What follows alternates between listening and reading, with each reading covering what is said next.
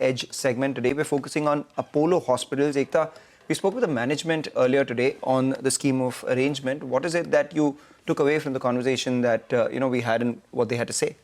Well, interesting details coming in from Suneeta Reddy as always. So the reason for the particular deal that she undertook is, or the composite scheme of arrangement, is to basically, they always felt that the sum of parts didn't really do justice to the valuations of their digital business.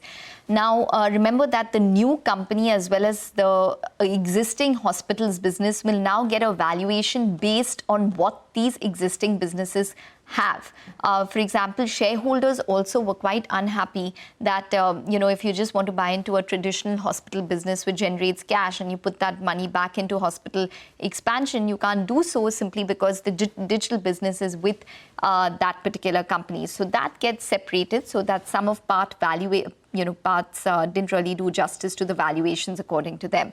Now, separately, they do see the company reaching 25,000 crores in terms of revenue and 7% EBITDA margin. They do believe it's achievable. They've done around 16,000 crores in FY25. They do believe that, there are segments such as insurance as well as the pharmacy business, which will be key drivers going forward. Offline pharmacy business is growing at 20% according to them. Keimed, which is their distribution business, is growing at around 18 to 19%. And Keimed can probably grow at a faster clip with the introduction of private labels as well.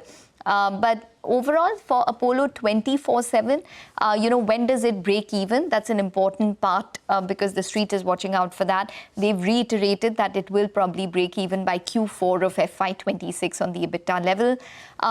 And an interesting part is that, Apollo Hospitals is going to hold 17% stake in this new company. So that means that there's a possibility that they could even use that stake eventually to monetize it, to put it back into Apollo Hospitals in terms of cash, but nothing near term. Is just something to keep on your radar. The royalty, which will be paid by Apollo Health Tech or, the new company to Apollo Hospitals, will begin at around 10 crores per year and then it'll rise by around 5% every year. We did, in fact, speak to Suneeta Reddy earlier this morning. Listen in to excerpts of what she had to say. First, in terms of valuation, we've always felt that the sum of the parts did not do justice to the digital. The rationale behind doing the whole thing is not just to capture the value of the sum of the parts, but to go beyond and create a very strong retail digital business, which is omni-channel. As you look at forward, I think the offline pharmacy growth is around 20%. And the EBITDA generated from that is 1,000 crores in 2027. Keimed is growing at about 18-19%. And with the introduction of private label, there is a very strong opportunity to also improve the EBITDA margin and the EBITDA coming from that, which will be 700 crores. Digital, we are quite sure that we'll get at least 60 to 100 crores of revenue.